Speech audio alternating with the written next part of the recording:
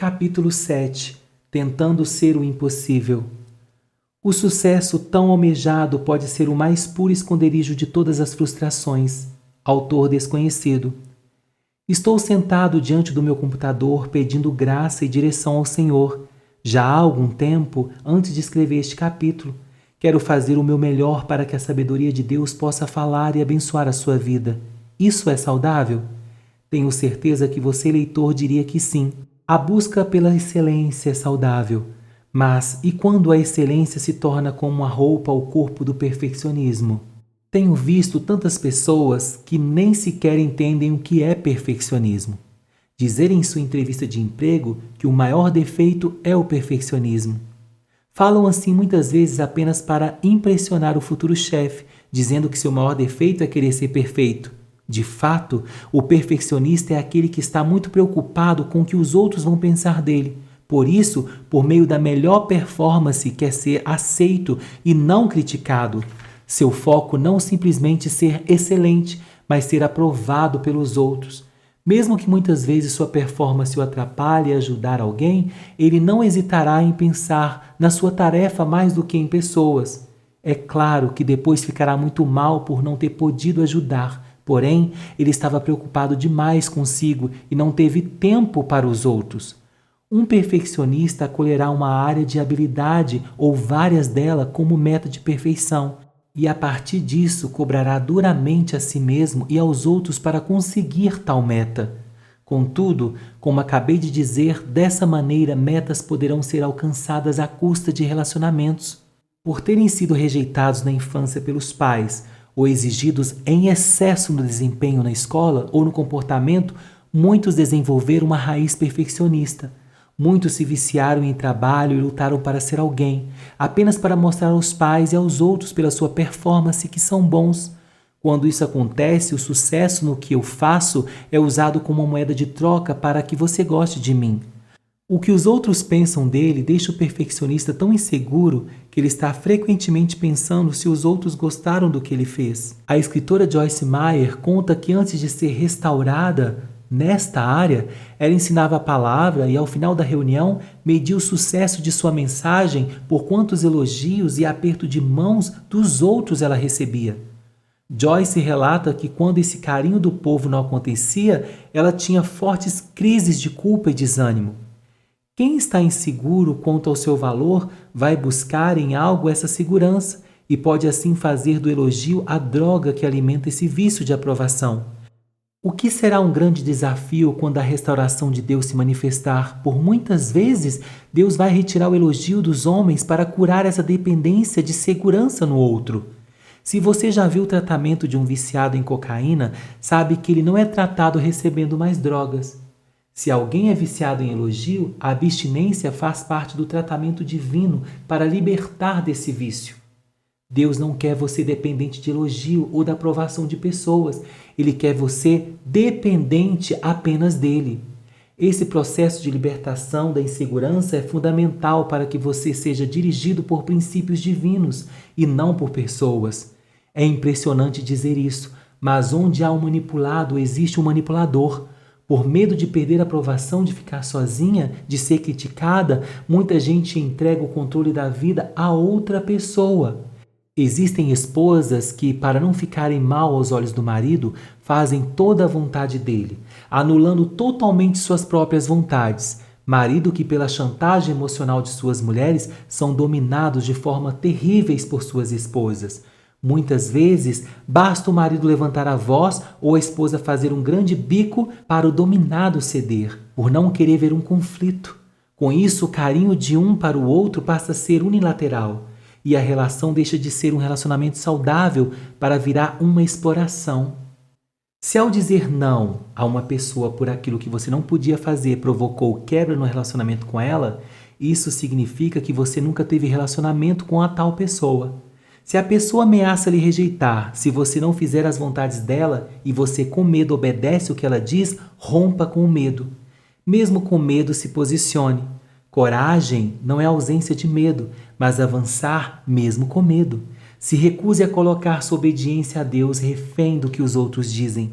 Por mais que seja necessária a doação nos nossos relacionamentos, Não confunda doação com escravidão. O apóstolo Paulo certa vez afirmou: por que persuado eu agora a homens ou a Deus? Ou procuro agradar a homens? Se tivesse ainda agradando aos homens, não seria servo de Cristo. Gálatas 1:10. A busca da popularidade por ser a perda do seu serviço a Cristo ajude pessoas. Todavia, tome cuidado para que as palavras das mesmas não se ergam acima dos princípios estabelecidos por Deus em sua caminhada. Associado à insegurança quanto ao seu valor, o perfeccionista faz do olhar do outro sua vida. Canta, lidera, prega, trabalha baseado no aplauso do outro, para que se sinta bem com respeito a si. Se o outro elogiar, porém fizer alguma ressalva, não vibrar como ele gostaria, ou ele mesmo achar algum defeito, tem crises fortes de autocomiseração e culpa pelo ocorrido. Aí está uma das diferenças de quem está saudável buscando a excelência e aquele que é perfeccionista. O jeito que lida com os erros, quem busca a excelência fica triste porque errou, mas rapidamente se levanta. O perfeccionista desmorona, se condena e martiriza por um longo tempo com o erro. O perfeccionista dá importância exagerada a tudo e nunca se sente satisfeito. Sempre fica com a sensação de que poderia ter feito ainda melhor ou acha que nunca consegue fazer o seu melhor. Com isso, se torna agressivo com ele e com os outros. Certa vez, uma mulher furiosa com seu marido reclamou com o pastor que ela trabalhava 12 horas por dia e estava revoltada porque o marido não trabalhava as mesmas horas que ela. O pastor sábio calmamente explicou o motivo: porque seu marido não é você. As cobranças e as regras que o perfeccionista faz a si mesmo, ele vai achar um absurdo que o outro não siga. Em vez de entender o limite do outro e incentivá-lo a melhorar dentro de sua capacidade, ele fará de a si mesmo a régua de medição de qualidade. O perfeccionista passa sim a ser áspero, duro, agressivo e não aceita que os outros errem ou não seja como ele. Seus amigos, familiares, companheiros de trabalho têm limitações diferentes das suas. Eles podem não trabalhar, estudar, se esforçar como você e ainda assim serem respeitados por você. Muitas vezes, o perfeccionista fica inquieto e irritado pelo fato dos outros não terem a mesma inquietação dele. Por isso, passam a ser chatos e criam regras tão rígidas que até o próprio perfeccionista tem a dificuldade de cumprir. O Mar Morto, situado no Oriente Médio e por tantas vezes citado na Bíblia, tem como característica um elevadíssimo teor de sal em sua composição. Por isso, tudo que está nele não vive. É interessante perceber que, biblicamente, o sal é colocado como algo de valor e grande importância a ponto de sermos chamados por Jesus de sal da terra. O sal dá gosto na comida, no entanto, o excesso dele pode acabar com o gosto da comida e pode trazer morte em todo o mar. O perfeccionista muitas vezes salga demais, coisas que em si são boas. Cobrar com amor pode ajudar no desempenho de alguém, mas cobrar em excesso pode ser a morte daquela pessoa. Tomar consciência do erro é saudável, ficar horas se condenando, porém, pode ser destrutivo. Trabalhar tantas horas pode ser fácil para você, mas cuidado para não salgar muito para quem está perto de você. A solução ao perfeccionista. O dicionário define perfeição como não faltar nada essencial. Ser da mais alta excelência, impecável, exato, sem defeito. Debaixo dessa ideia, é fundamental dizer que ninguém será exato, sem defeito. É preciso que o perfeccionista admita e entenda por dentro que estar perfeito nesse sentido é impossível. Por vezes, para o mesmo, admitir essa realidade é quase sinônimo de se conformar com a mediocridade. No entanto, quando admitimos isso, não largamos a alta excelência. Apenas tiramos de nós a pressão e assim nos fazemos mais leves para ir mais longe e ousar e depois aproveitar o que fizemos. Por muitas vezes, o perfeccionista nem relaxa para aproveitar o que faz. Prega, canta, trabalha tenso demais, se certificando se está tudo perfeito e nem respira o ar gostoso de fazer o que ele gosta. Já vi pessoas no ministério que foram chamadas por Deus e que gostam do que fazem, nunca relaxarem e curtirem, enquanto fazem o seu trabalho, pois está demasiadamente tensas, pensando se está tudo certo. Já vi erros bobos e normais acontecerem e tirarem todo o brilho do rosto de pessoas que se entregaram pelo trabalho que, no geral, foi maravilhoso. Admita, não somos e nunca seremos sem defeito. Vamos morrer e seremos salvos pela graça de Deus com algumas imperfeições a melhorar ainda. Não estou pregando que não devemos mudar e nos acomodar no pecado. Longe disso. Precisamos sempre nos arrepender e buscar a santidade, mas não se engane, por mais que você e eu façamos tudo certo, não merecemos o céu, é pura graça. A perfeição bíblica significa crescer até a completa maturidade, ou seja, biblicamente perfeição não é um estado sem defeito, porém um crescimento para o alvo da maturidade. Isso mostra uma caminhada e não um destino. O apóstolo Paulo usa o termo perfeição de duas formas diferentes nesse texto. Não que já a tenha alcançado ou que seja perfeito, mas prossigo para alcançar aquilo para o que fui também preso por Jesus Cristo. Irmãos, quanto a mim, não julgo que o haja alcançado, mas uma coisa faço, e que, esquecendo-me das coisas que atrás ficam e avançando para as que estão diante de mim, prossigo para o alvo, pelo prêmio da soberana vocação de Deus em Cristo Jesus, pelo que todos quantos já somos perfeitos, sintamos isto mesmo, e se sentes alguma coisa de outra maneira, também Deus vos revelará. Filipenses capítulo 3, verso 12 ao 15. Na primeira vez que ele usa o termo perfeito, ele usa a ideia de que estar sem defeito. Quando fala acerca disso, ele diz que não chegou à perfeição. Agora, por favor, pense. O homem que diz que não era perfeito escreveu 3/4 do Novo Testamento. Foi usado em dons espirituais, ensinou uma profundidade sobre o amor de Deus e estabeleceu diversas igrejas.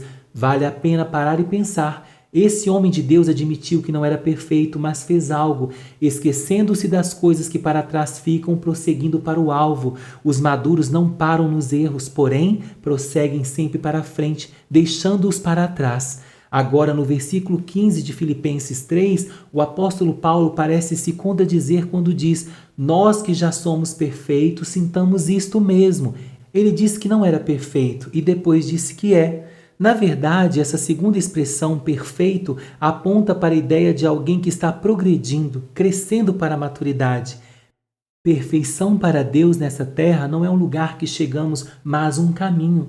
Como a escritora Joyce Meyer afirma, se você prossegue para o alvo da perfeição, Deus o considera perfeito à medida que você está seguindo a sua jornada. Se você passar mais tempo olhando para o seu erro do que para a graça de Deus, perderá o seu fôlego na trajetória de ser transformado. Deus lhe ama. Se você errou 300 vezes o mesmo erro, ainda existe graça para te levantar. O maduro na fé entende que crises de condenação e culpa não mudará seus defeitos. Na verdade, quem vive em condenação se condena a repetir seus erros do passado no futuro. Olhe para o amor incondicional de Deus. Ele o ama não pela sua performance perfeccionista, e sim pela performance de Jesus na cruz do Calvário. O motivo do perdão dele não é suas boas obras, mas o sangue de Jesus. Descanse na obra da cruz. O Senhor é bom e a sua misericórdia não dura até o seu próximo erro, mas sim para todo sempre. Aleluia! Nenhum pai e mãe dessa terra amou seu filho apenas quando este passou no vestibular.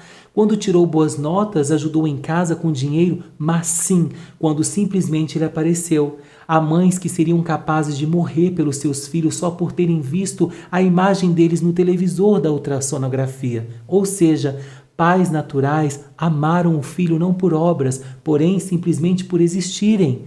Deus não lhe amou apenas porque você existiu. Ele lhe amou porque ele é o próprio amor. E como Deus é eterno, o amor de Deus por você nunca acabará. Se você realmente deixar a graça de Deus lhe encher, terá uma atitude mais suave com os seus erros. Não para aceitá-los, mas para entender que faz parte do processo de aprendizado e Deus está transformando a sua vida aos poucos. Assim, você até mesmo poderá rir dos seus erros. Conserte seus erros, todavia não seja chato com os mesmos. Uma das maiores provas de saúde emocional é quando rimos de nossas falhas. Amo um provérbio chinês que diz: abençoados são aqueles que podem rir de si mesmos. Nunca lhe faltará motivo de divertimento. Quando tomar um tombo, não fique pensando na vergonha de todos lhe verem cair. Não ofenda ninguém dizendo que a culpa foi dele, apenas sorria. A vida ficará mais leve e divertida se você aprender a rir de si mesmo. Aperfeiçoados nele. Se alguém dissesse a mim que um homem para ser perfeito precisa ter 2 metros de altura, eu ficaria muito triste porque só tenho 1,61 m. Como já passei da idade de crescer, ficaria muito triste porque para mim seria impossível ser perfeito. No entanto, e se eu pudesse entrar no corpo de um homem que tem 2 metros de altura? A ideia parece estranha, mas observe o que o texto diz. Porque nele, Cristo, habita corporalmente toda a plenitude da divindade, e estais perfeito nele, que é a cabeça de todo principado e potestade. Colossenses 2, verso 9 e 10. A expressão nele implica que estamos dentro dele. E como alguém que doou certa vez o seu rim a uma pessoa disse, meu rim está agora nele. Você e eu, depois que recebemos a Jesus como Senhor e Salvador da nossa vida, fomos transplantados para estarmos dentro dele. Estamos nele assim como o órgão interno está dentro de nós. Se você olha para alguém, não consegue ver o rim, o estômago, o fígado dele, você apenas vê a pessoa. Deus não vê os nossos erros, ele vê a perfeição de Jesus. Jesus tem 2 metros de altura? Ele é a medida da perfeição e por estarmos nele, estamos aperfeiçoados. Ele não chama a igreja como algo separado e diferente do seu filho, mas sim como o corpo de Cristo. Esse entendimento não nos leva a continuar errando, porém nos constrange em amor, a aparecer ainda mais com o caráter de Cristo. Você não é injusto, mas sim justiça de Deus. Aquele que não conheceu o pecado, Deus os fez pecado por nós, para que nele fôssemos feitos justiça de Deus. 2 Coríntios, capítulo 5, verso 21. O amor de Deus incondicional por meio de Jesus é a resposta para todo o complexo de inferioridade, superioridade, insegurança e perfeccionismo que estiver enraizado em você. Seu valor não está no que você pensa de você ou no que você faz, mas na vida do Filho de Deus que se entregou por você. O amor de Deus é a semente que quer entrar em você e gerar uma raiz de aceitação que dará muitos frutos maravilhosos, que mudarão para sempre a sua vida e seus relacionamentos interpessoais.